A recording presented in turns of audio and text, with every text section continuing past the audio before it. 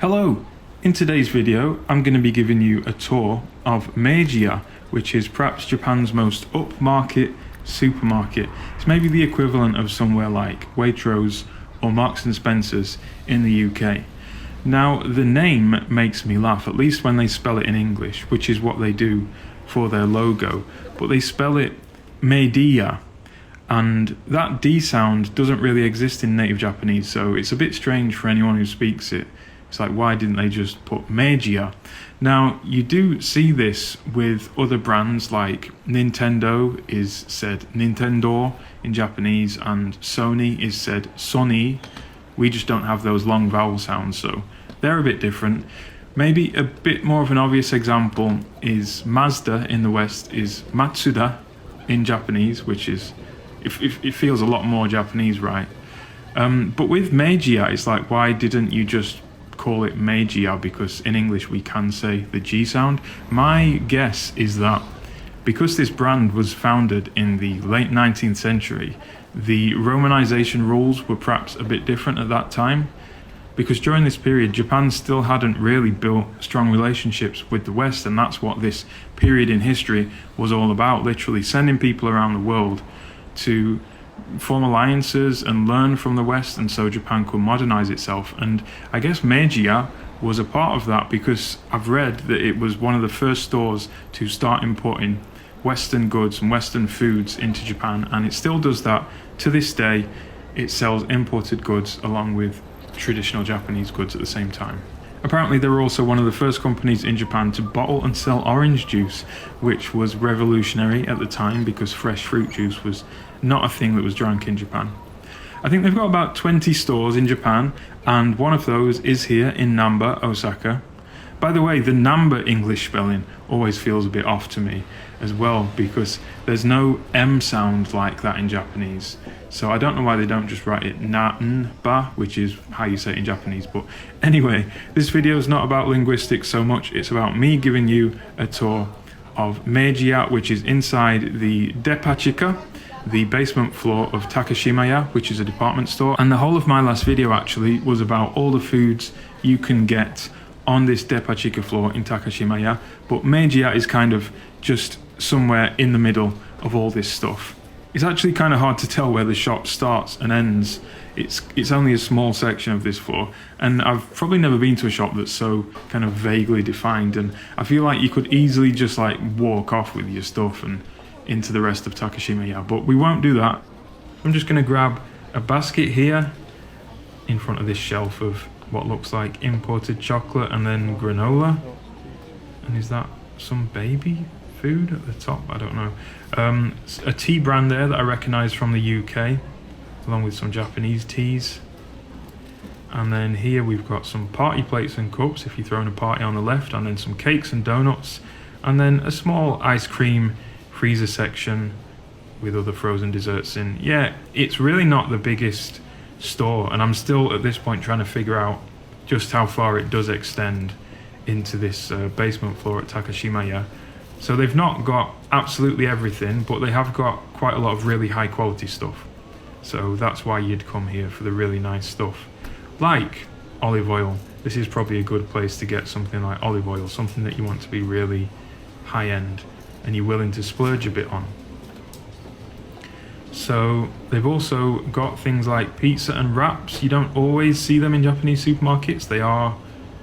They do feel a bit more like foreign food here. We've got loads of jams and peanut butters on the left. We'll come back to that later. And then here we have lots of milk and some fruit juice in there as well, some Yakult. And this just made me laugh. Brown Swiss milk with a brown cow on the front, and some lovely retro packaging there.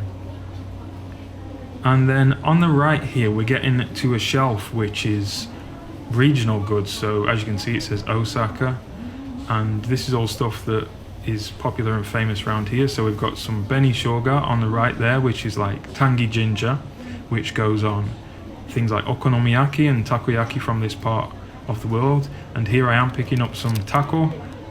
I guess that's just like some dried octopus in a bag. We've got some kare senbei, and then we've got some Japanese or Osaka style pretz, And then at the top it said Osaka Mon, which means good things from Osaka, but it's written in like the Osaka dialect. And then we've got this Hermes sauce. I don't really know what that is, but on the sign it says taste of Osaka. Nureyaki sen, I guess nure means wet, so I guess they're crackers that look like the sauce is still wet even after they've been baked. I'm just guessing here. But yeah, we've got some meats here. We've got beef stew with Kobe beef in up top there. So as you can see, it's fairly specialist, nice stuff. Now I did need some nuts and some dates. One of my usual things I buy and I get through a lot at home, so I wanted to look here and I can see some dates there in amongst the dried fruit. So yeah, let's go for them. Looks like the only packet of dates. 432 yen, so they are a bit more expensive than dates I have bought at other supermarkets. Now I wanted some nuts, and as I've said before on this channel, I don't always like roasted nuts, and I find that with these walnuts or kurumi, they don't tend to roast them, so in Japan I find myself eating more walnuts than anything else because they're just kind of raw. This is a strange snack, sakanatsuhai, which is nuts with tiny little fish in for little kids to put in their lunchbox or something like that. I feel like if you gave them to kids in the UK, they'd probably start crying with all the fish in. But there it says raw walnuts. That's some Meiji-ya own branded nuts, so they're going in the basket. So now we get into some really traditional Japanese type foods that you just wouldn't find much of abroad. At the top it says nori there, which is the type of seaweed that you wrap sushi in and do lots of other things with. And then we've got noodles here, we've got all different sizes and shapes there. You know, we've got pots and bags of tiny prawns here.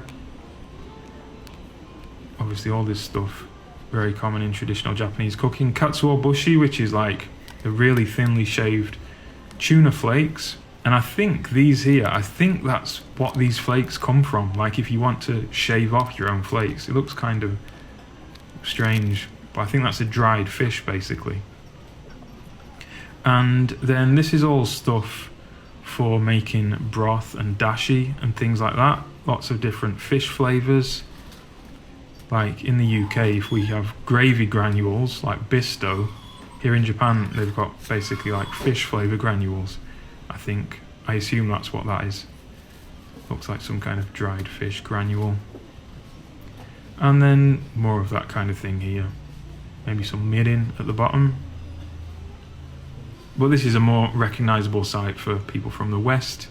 More Western style seasoning with your spices and salts and peppers there. And yeah, we've got all different types of salt. White salt, pink salt. And then we've got sugars here. And then stuff to put in coffee, like crepe up at the top. I think that's like a coffee sweetener. Or something like that. Or cream. That's just a pack of brown sugar.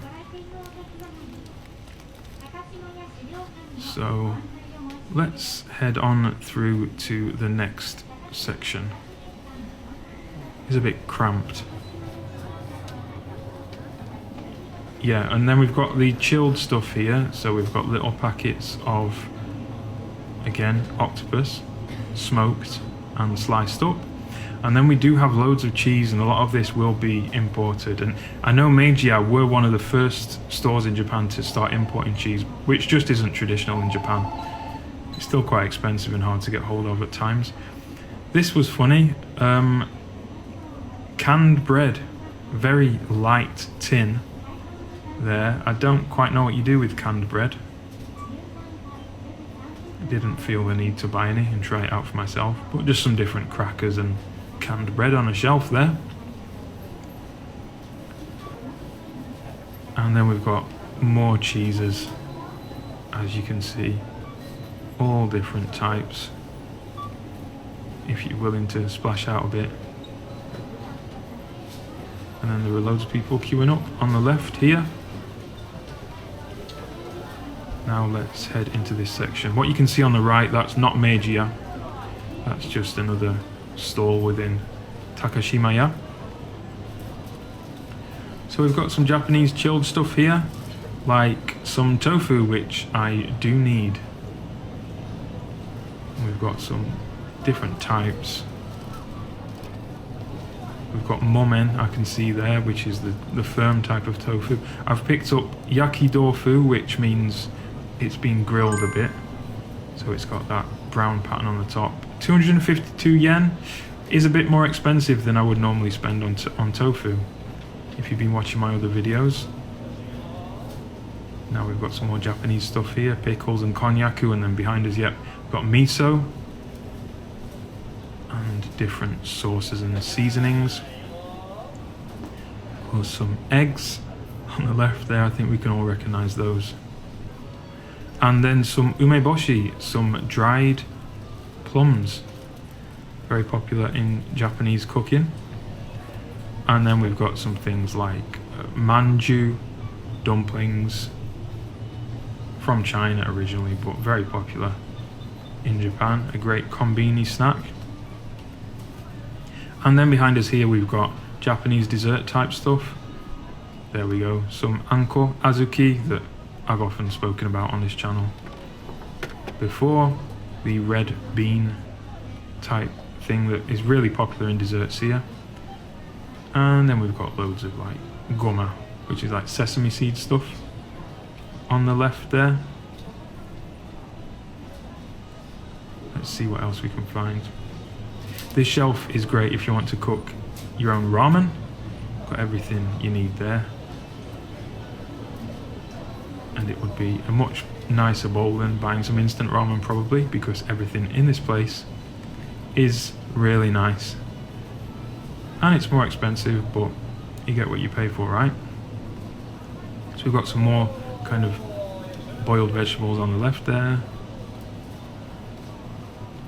Now you might start to hear this guy shouting, and I'm actually just going to leave a bit of silence so you can really get a good idea of what he's doing. He's just welcoming people to the shop basically.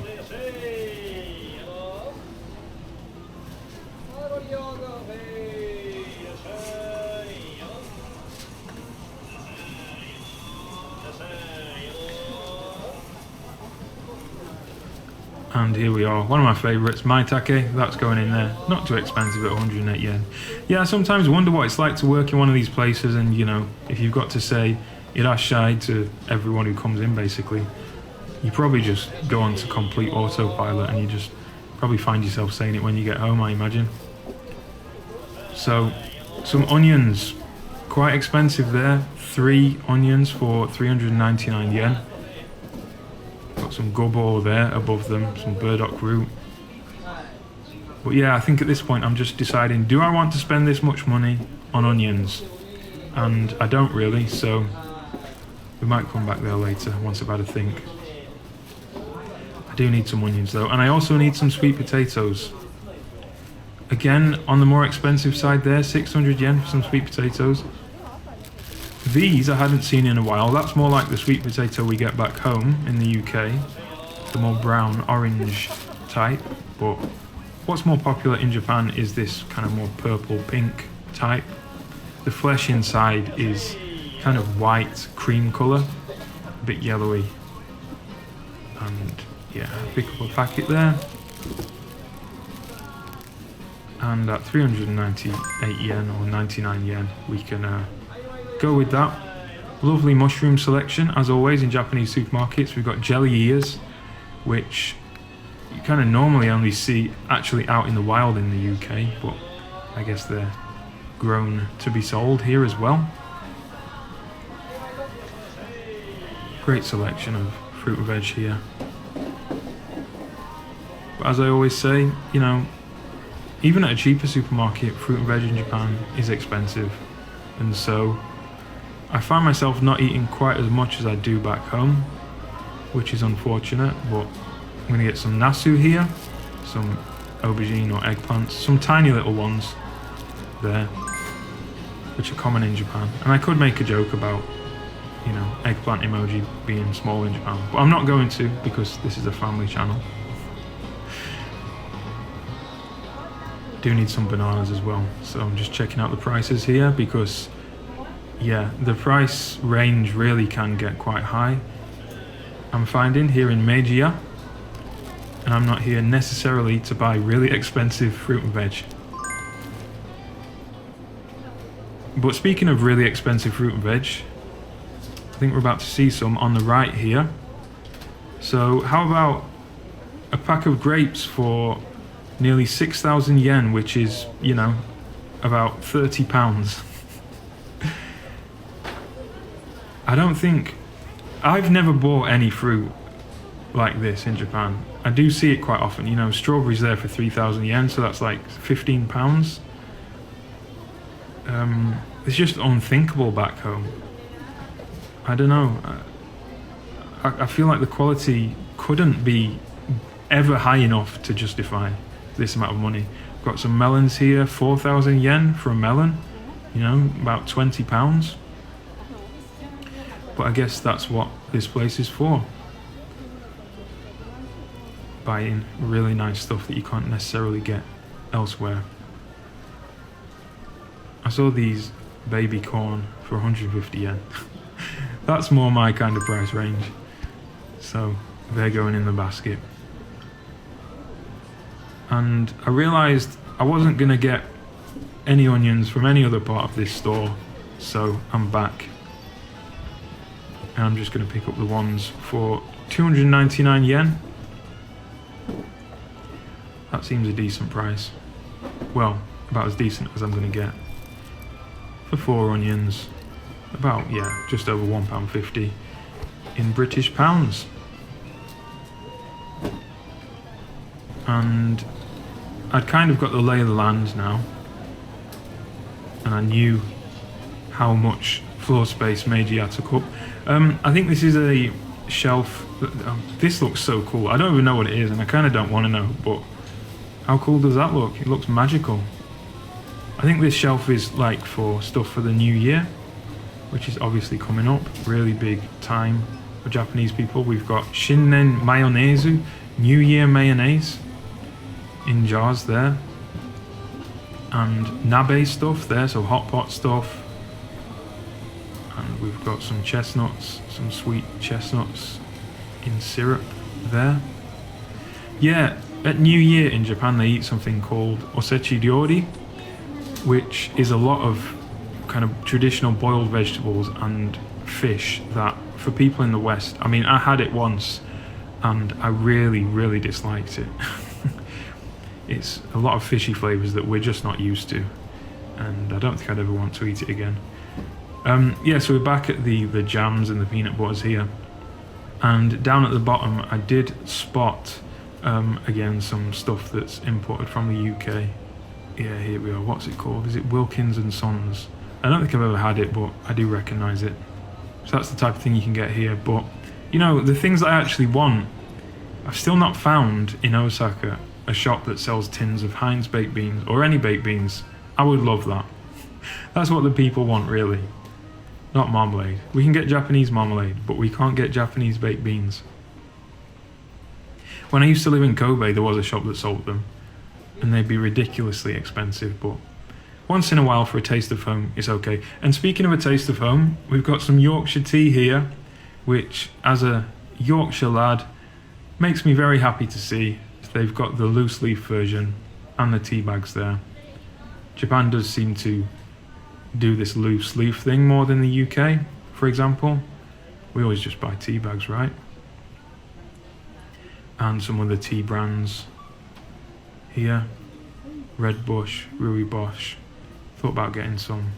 I do like that stuff, but I don't know. I feel like tea's a bit expensive in Japan for what you get. Whereas in the UK, where we just drink it all the time, it's obviously quite cheap.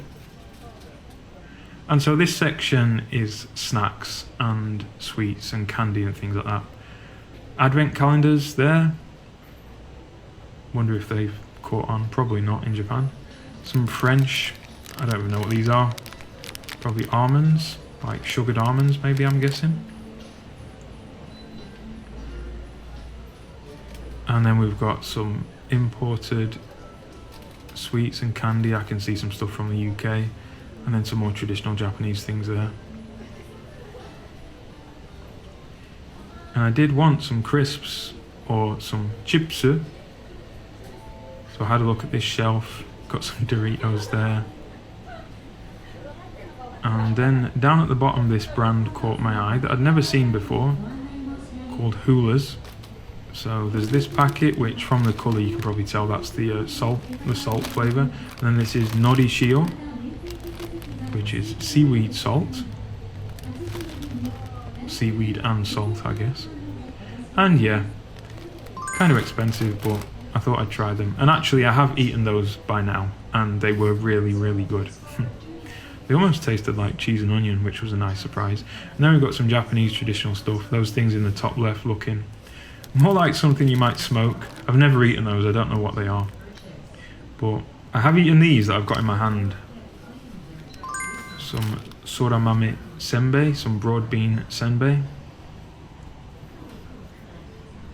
And then some imported chocolate, and then something called Brookside, which for my UK people will probably find that very funny. The name of a 90s soap from back in the day. When I say soap, I mean a TV show, not the actual soap. And with that, I'd got everything I'd come to get, and I'd been around pretty much all of Meiji-ya. So it was time to join this queue, which was a bit shorter than the other one I saw. And yeah, we got the guy here helping me do my checkout. No self-checkout here. Everything's very kind of small and artisanal. Like I said, it does remind me of something like Marks and Spencer's. And then just over to the very cramped packing section to put everything in my bag, and then it was time to head home.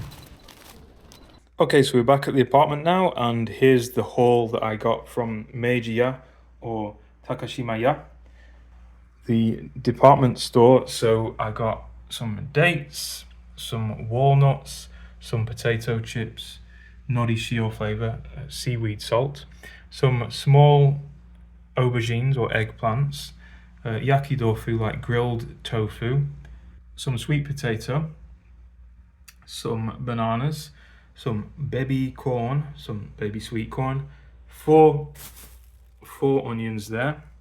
I got these, they're soramame senbei. You might remember in my very first video on this channel, I bought something very, very similar. They're broad bean crackers, kind of sweet, kind of savoury. And then some maitake mushroom, which you'll know I love by this point. And all that came to 3,370 yen, which is about £17.50 in British pounds, which does feel a bit more expensive than the places I've been going to. And I know that I bought some dates elsewhere at Central Square Life, and they were 300 yen, I think, and these ones today were 400. So that's kind of the difference. We're talking maybe a third more expensive here at Meiji-ya, but maybe the quality's better. I'll have to see. I'll have to report back. But as I always say, because the yen's cheap at the moment, £17.62, it's really not that bad. It's kind of maybe close to what I'd expect to pay in the UK. So I'm glad I went there and had the experience, and I know it's going to be there if I ever need some more specialized stuff. Hope you enjoyed it too. If you did, I'd appreciate a thumbs up and a subscribe. And if you want to get notified whenever I release a video, you can click the bell icon as well. Thanks for all the feedback you've been giving me on the videos and just watching and checking stuff out. I do appreciate it. And I'll speak to you all soon.